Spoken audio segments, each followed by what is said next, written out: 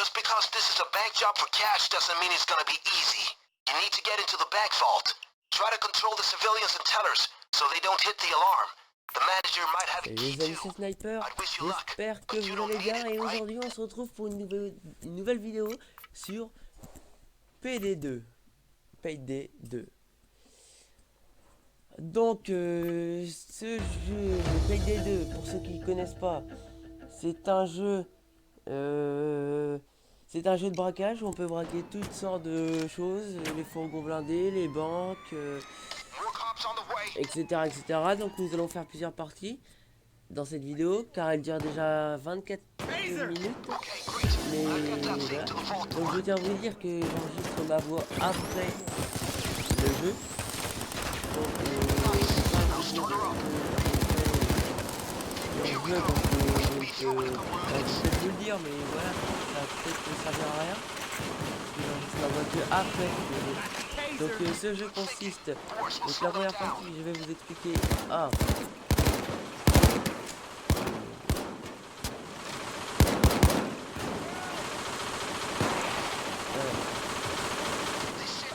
première partie consiste à vous expliquer quel est ce jeu. La deuxième partie consiste à vous expliquer pourquoi je joue et qu'est-ce qui m'a tiré dans ce jeu. Et la troisième partie consistera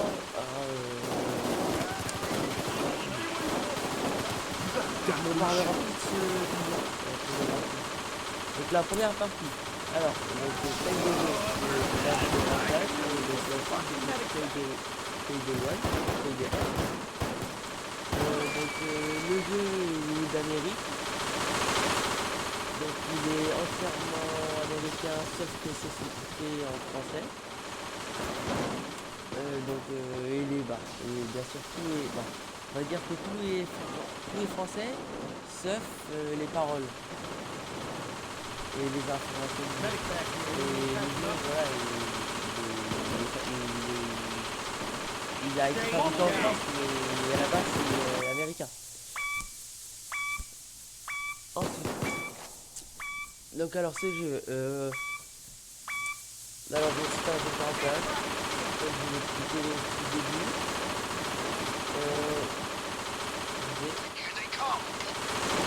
Alors, paye des deux. Alors, il reprend les 4 personnages du premier opus. Donc Dallas, Stone, Shell et Wolf. Oula, c'est pas Stone Wolf. Les personnalités sont incarnées par des joueurs dans des parties, mais ils ne définissent pas là où les spécialisations de chaque joueur. Et voilà. Alors chaque joueur peut personnaliser son jeu en achetant des compétences. Donc voilà, les compétences, je vous montrerai plus tard. Là, je peux pas vous montrer cette vidéo-là. Donc je pense que vous savez tous ce que c'est des compétences. Voilà, là c'est des compétences. Des armes et leurs modifications. Alors, les armes, voilà, on peut les acheter. Par contre, modifier les armes, ça nécessite un certain niveau.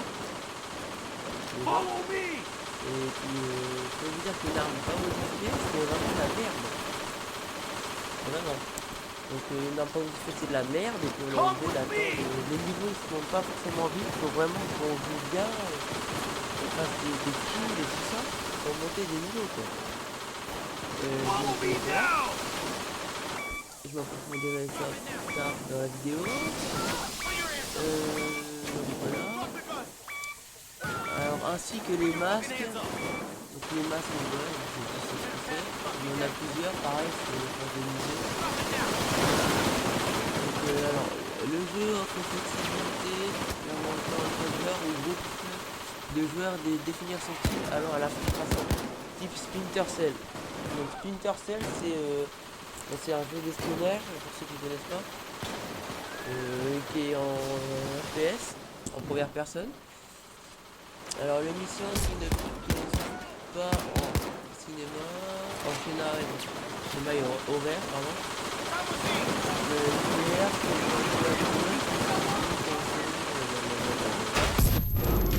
Alors, la réputation, le niveau. Donc alors, là c'est là qu'on va parler d'XP.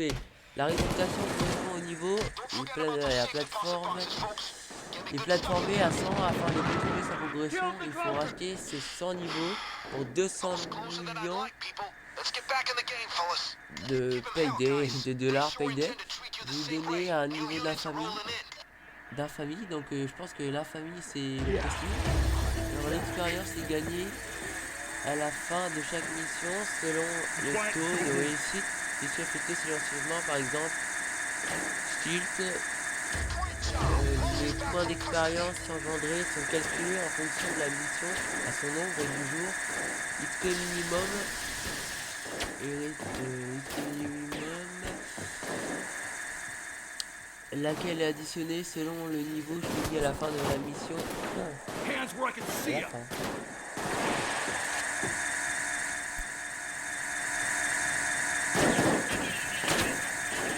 Donc voilà,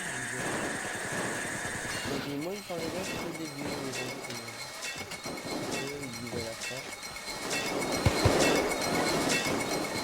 Donc ensuite,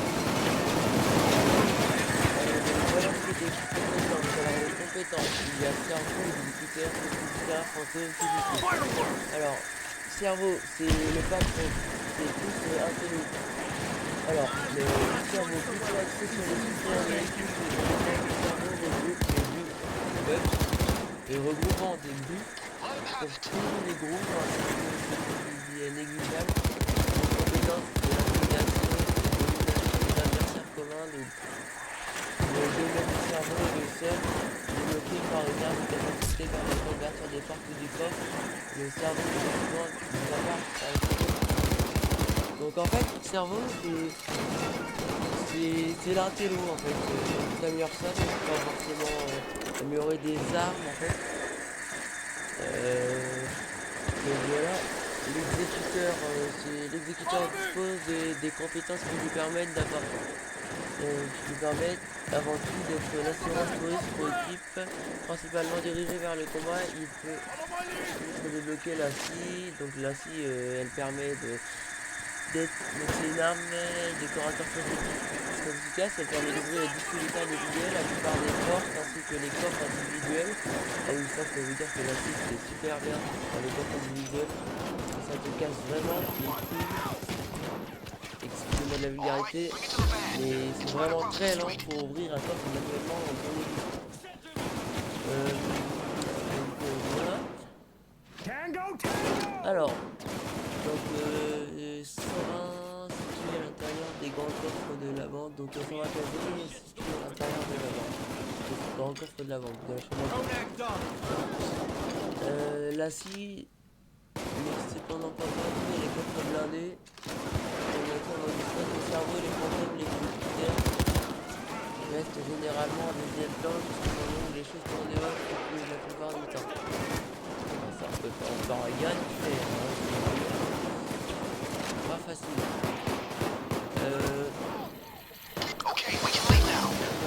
Alors le technicien. Donc le technicien est un peu comme MacGyver, le Payday. Son domaine de compétences ouvre plusieurs voies qui peuvent tout être débloqués à tous les niveaux. Les premiers des mines qui peuvent être transformés en C4. C'est ça que je cherche à faire. Je vais transformer les mines en C4, permettant de ouvrir les coffres et les portes de manière peu discrète, ça c'est sûr, ou en détecteur. Les ennemis spéciaux, ils peuvent développer des compétences pour l'utilisation des perceuses, donc c'est pas mal les perceuses, les casquets, tout ça. Surtout les grands coffres, je vais vous dire, ce qui les permet de percer en silence et très rapidement. Enfin, il peut débloquer la tourelle qui remplace. Donc qui remplace alors son objet de domaine et qui est une arme qui tire sur les ennemis qui s'approchent. Donc une tourelle, c'est comme dans Call of Duty Black Ops 3 ou voilà, une bonne tourelle dans tous les Call of quoi. Donc le fantôme. Alors ça c'est plutôt pas mal pour les missions où il faut pas se faire détecter. Donc grand spécialiste de l'infiltration, le fantôme peut par exemple mettre des cadavres dans les sacs afin de les transporter à un endroit où ils sont moins susceptibles d'être découverts. Ces autres compétences regroupent notamment une de son ECM ou CME, contre-mesure électronique, qui permet de brouiller donc, ouais, les signaux, les caméras, les beepers de garde. Ah ouais, c'est ça je l'ai, mais je savais pas qu'on peut brouiller les beepers de garde. Les portables des civils. Faut éviter qu'ils n'appellent la police, que déroulent les portes électroniques, et même d'immobiliser les ennemis.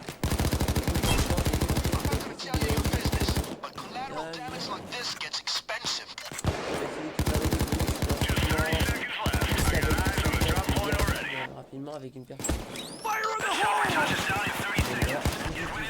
Fugitif, pardon.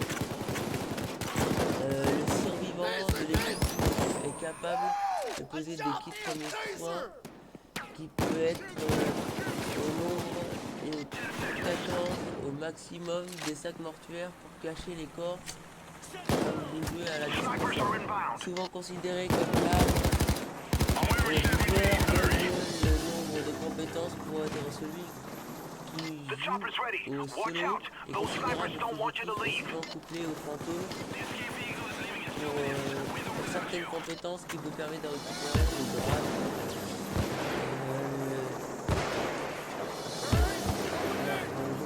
grade.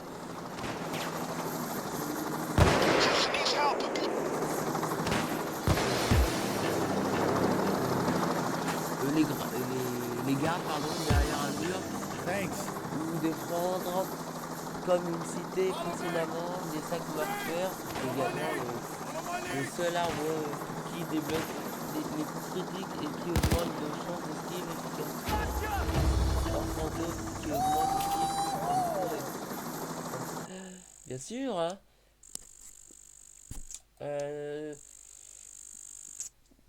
Donc ça fait déjà 11 minutes, donc je pense que j'ai passé un autre point. Nous avions dit que le deuxième point c'était quoi? J'ai une mémoire relativement courte.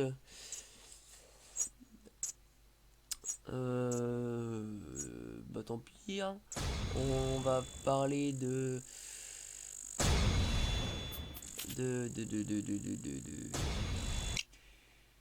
Bah on va s'en reparler sur les compétences. Alors les compétences sont réparties dans 5 domaines.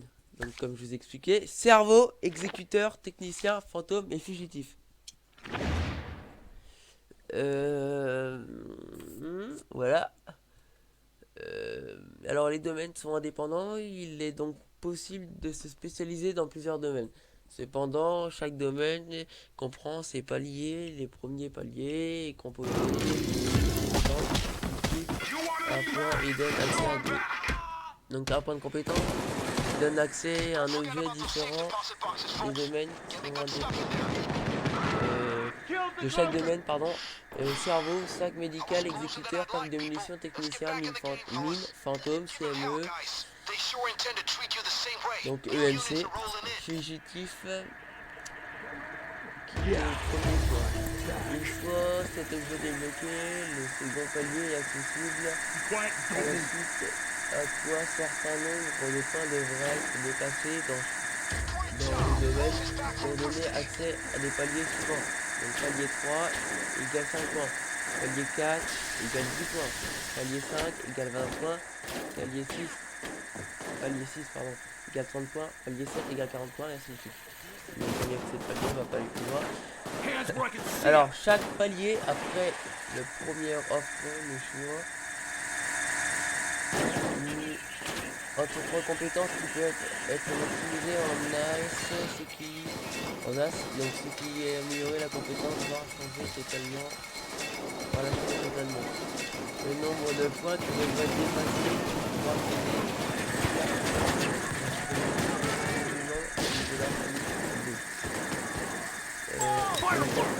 la famille, si je comprends bien, c'est un petit peu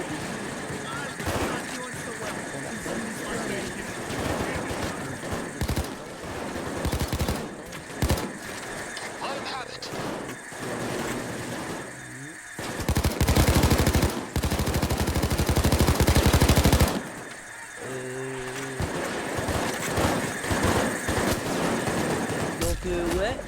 Alors,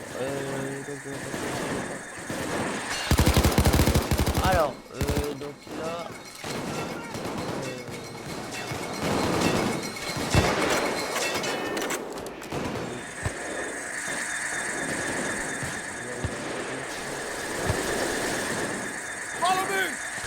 Oui, il y a eu un petit bug avec mon micro, mais je suis revenu.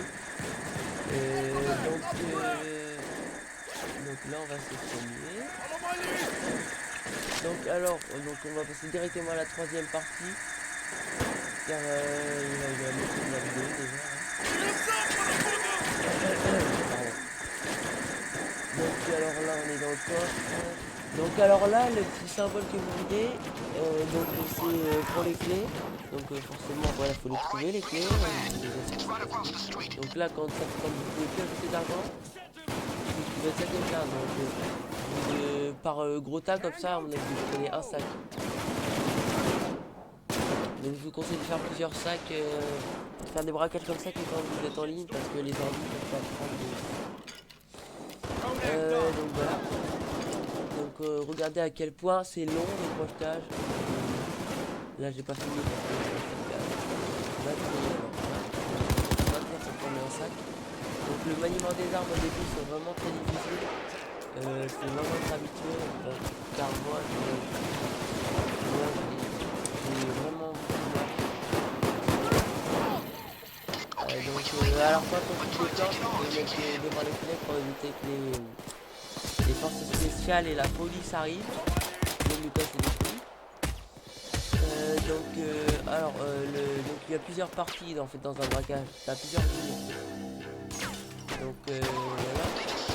Là nous allons passer à la partie 2 je crois. Donc je sais pas ce qu'il attend.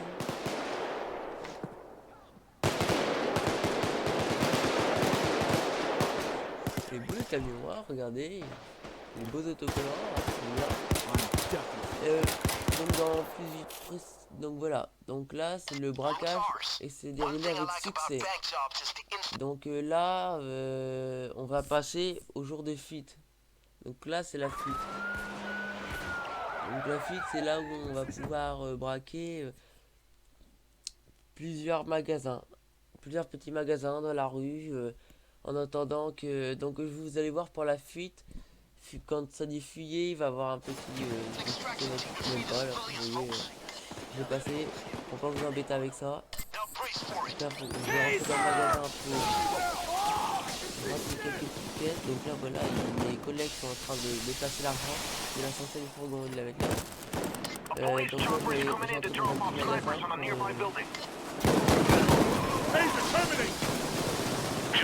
pour piller la caisse. Donc attendez, comme je commande qu'après, je sais plus comme je commande pardon, après la vidéo, je sais plus exactement quand rendre dans le magasin. Là, donc, franchement moi je vous dis cette arme là elle est superbe. Alors donc moi franchement enfin je vais dire franchement c'est super pratique. Alors non on va pas dire franchement les amis, je sais pas les donner. Donc c'est plus ce que je voulais dire. Ah oui donc cette arme là équipée, je sais pas, je l'ai pas encore équipée. J'ai plein d'armes, je les teste. Je teste un petit peu toutes les armes. Pardon pour l'air niflant mais je suis vraiment malade.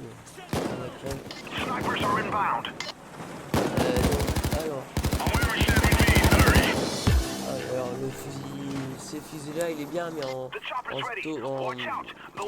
quand il y a plein de gardes, mettez le mode auto et siphonnez les boulons quoi. Siphonnez les boulons, mais siphonnez les boulons pardon. Mais si mais améliorer je sais pas, je l'ai encore jamais amélioré. Mais cette arme là elle est bien en coup par coup pour abattre des cibles devant. Et donc là on va l'hélicoptère. Follow me! Jake! Follow my lead! Follow my lead!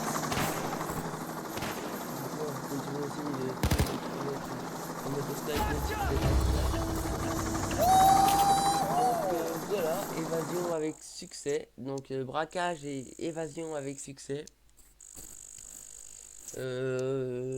Voilà, c'est là qu'on va voir combien on touche. Alors, Donc là, vous voyez, on touche vraiment, on a une bonne cagnotte. 529 000 sur compte offshore et 132 000 en liquide. Donc 529 000 sur le compte offshore, c'est le compte qui permet à acheter. D'ailleurs, je sais plus s'il permet d'acheter les armes lui ou les missions. Mais je crois que c'est les missions. Et donc là, on a aussi des cartes à la fin. Donc moi, au début, j'avais plus tendance à prendre celle du milieu, mais là, vous voyez, j'ai pris celle de gauche. Alors là, j'ai quoi? Concurrent ici. Donc j'ai une arme et une pièce pour l'arme. Donc ça c'est un bout de pour un bout de ferraille qu'on met au bout du canon. Je ne sais plus exactement pour faire quoi. Donc voilà. Euh, donc euh, bah je vous laisse sur ces images déjà vues. Et ciao tout le monde, à la prochaine et bonne fin de vidéo.